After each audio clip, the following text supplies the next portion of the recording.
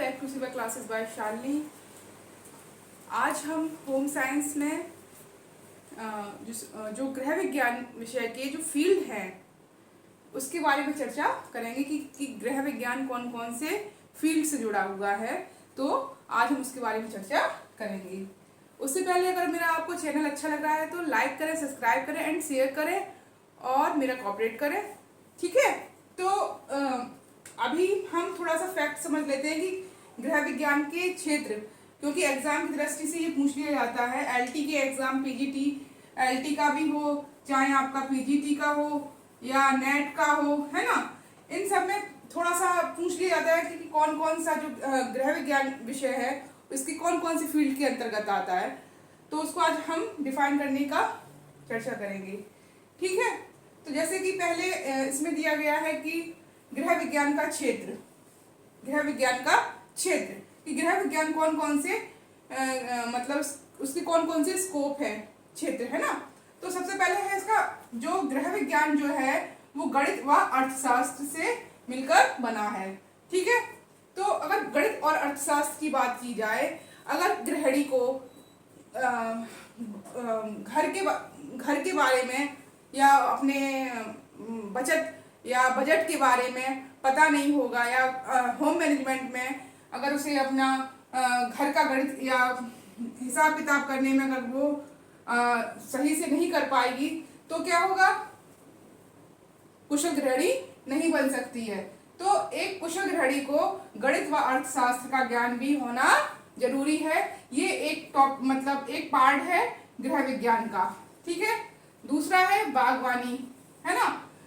गृह विज्ञान के अंतर्गत महिला जो कुशल गृहिणी को एक बागवानी का भी ज्ञान होना चाहिए, है ना, जो अच्छे से पेड़ पौधों की डेवलपमेंट कर सके, अपने चारों तरफ हरा भरा वातावरण रख सके, तो ताकि जो आसपास का वातावरण है वो ऑक्सीजन रहित रहे, ठीक है। तो एक बात की जाए तो गृह विज्ञान के क्षेत्र में उसे बागवानी का ज्ञान भी होना जरूरी है, इसलिए इसको गृह विज्ञान के क्षेत्र में इसको भी रखा गया है। नंबर 3 है कि समाजशास्त्र। तो एक कुशल गृहिणी को समाजशास्त्र का ज्ञान भी होना चाहिए। अगर वो समाजशास्त्र का ज्ञान नहीं होगा उसको तो वो ना ही परिवार में अपना सहयोग कर सकती है और ना ही वो समाज में, ठीक है। तो एक कुशल गृहिणी को परिवार और समाज की भी जानकारी होनी चाहिए ताकि वह अपने घर का वातावरण और अपने समाज का वातावरण अच्छा रख सके और व्यक्ति को अच्छी जानकारी दे सके। समाज में जो भी हो रहे दुष्प्रभाव हो रहे हैं महिलाओं के साथ या बालकों के साथ, अगर उसे समाज के बारे में नहीं पता होगा तो वो सही रूप से उन लोगों को, महिलाओं को, बच्चों को नहीं बता पाएगी। तो उसको समाज के बारे में भी पता होना चाहिए, इसीलिए समाजशास्त्र को गृह विज्ञान में रखा गया है। नंबर 4 है हमारा नागरिक शास्त्र। नागरिक शास्त्र की बात करें तो नागरिक शास्त्र में व्यक्ति के बारे में, उसके मूल्यों के बारे में, है ना, इसके बारे में पता होना चाहिए कि व्यक्ति क्या चाहता है, व्यक्ति की क्या कौन सी मतलब इच्छा है ना। तो ये नागरिक शास्त्र का भी ज्ञान होना चाहिए कि व्यक्ति को क्या क्या जो समाज के माध्यम से जो उसके कार्य होते हैं तो वो नागरिक शास्त्र के अंतर्गत आता है। नंबर 5वां है वस्त्र विज्ञान। तो एक कुशल गृहिणी को वस्त्र विज्ञान का भी ज्ञान होना चाहिए।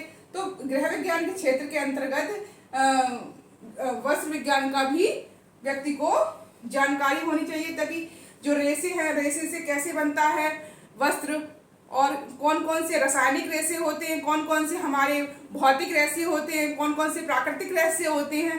तो वस्त्र विज्ञान के अंतर्गत हमारे सारे रेशे से लेकर सारी चीजें डिफाइन की गई हैं, तो इसलिए वस्त्र विज्ञान का भी ज्ञान होना चाहिए। नंबर 6 है हमारा गृह प्रबंध, होम मैनेजमेंट।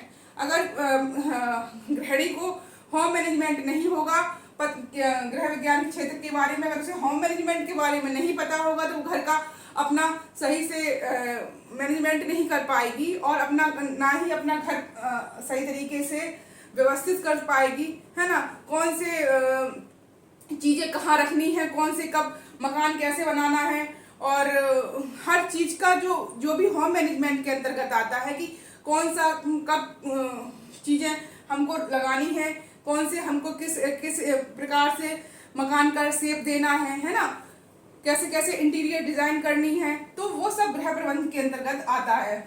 नंबर 7 है हमारा मनोविज्ञान, है ना। गृह विज्ञान के क्षेत्र के अंतर्गत मनोविज्ञान भी आता है। मनोविज्ञान बहुत ही जरूरी है महिला के लिए, और जो अपने जो समाज में जो हो रही है परिवर्तन में मनोविज्ञान का एक बहुत बड़ी भूमिका है। अगर महिला को व्यक्ति बालकों, बच्चों या समाज के किसी भी व्यक्ति के बारे में नहीं पता होगा, तो वो उस घर का सही से वो जो जानकारी होती है घरों में, तो वो उससे उनके बारे में पता नहीं कर पाएगी। तो मनोविज्ञान के अंतर्गत ये इसको रखना, गृह विज्ञान में रखना इसलिए उचित समझा गया ताकि महिलाओं को उसके बारे में सही से जानकारी मिल सके। मनोविज्ञान के माध्यम से महिला अपने बालक के विकास के बारे में, है ना, बालक की क्या क्या डेवलपमेंट होते हैं शरीर में, कौन कौन से उसका घर का वातावरण व्यक्तियों का कैसा है आसपास के, तो उसके बारे में भी ये जो गृह विज्ञान के क्षेत्र में के अंतर्गत आता है। ठीक है। शरीर विज्ञान, अब शरीर विज्ञान की बात की जाए तो शरीर विज्ञान में है हमारा जो शरीर के किन किन ऊतकों से बनता है, कोशिका, कौन कौन से कोशिकाएं हैं, सेल्स हैं, है ना, टिश्यूज हैं, तो ये सारे पूरा इसमें दिया गया है कि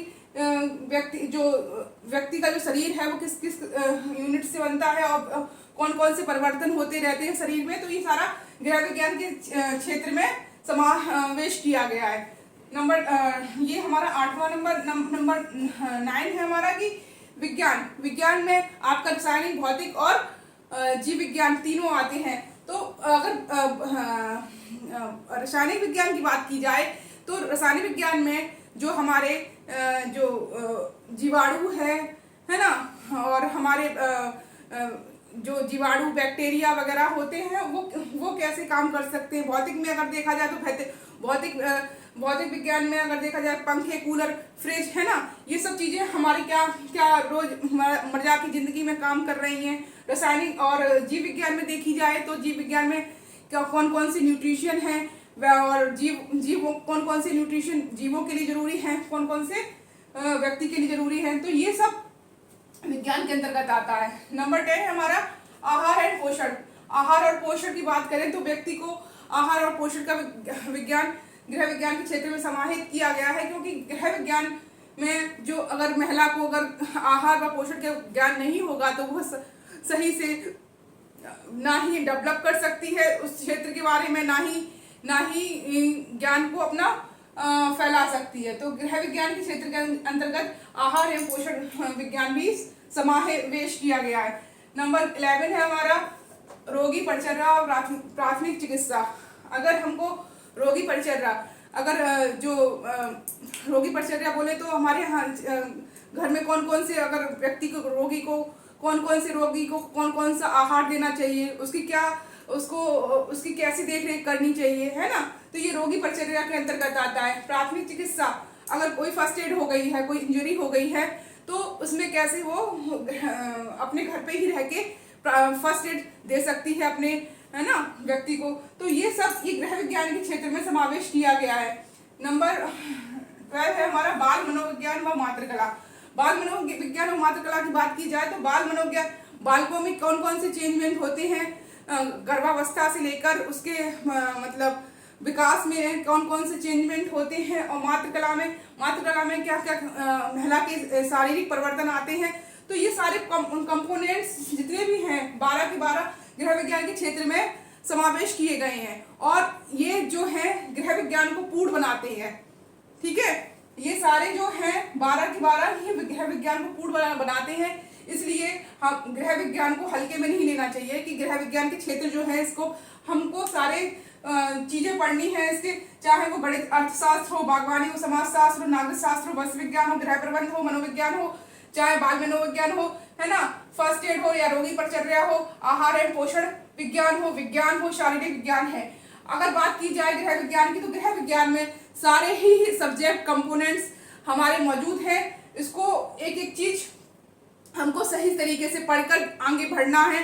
तो ये कुछ क्षेत्र थे जो एग्जाम की दृष्टि से व्यक्ति के लिए बहुत जरूरी होते हैं। तो मैंने इसको इसलिए अभी मैंने पढ़ाना उचित समझा, क्योंकि जो एग्जाम में जो आते हैं ना, लोग गलती कर जाते हैं कि कभी कभी पूछ लेते हैं कि गृह विज्ञान में कौन सा विषय समावेश है। तो ये अगर आपको पता होगा तो आप इस पे टिक लगा सकते हो। ठीक है, तो मिलते हैं अगले नेक्स्ट क्लास में। तब तक के लिए नमस्कार।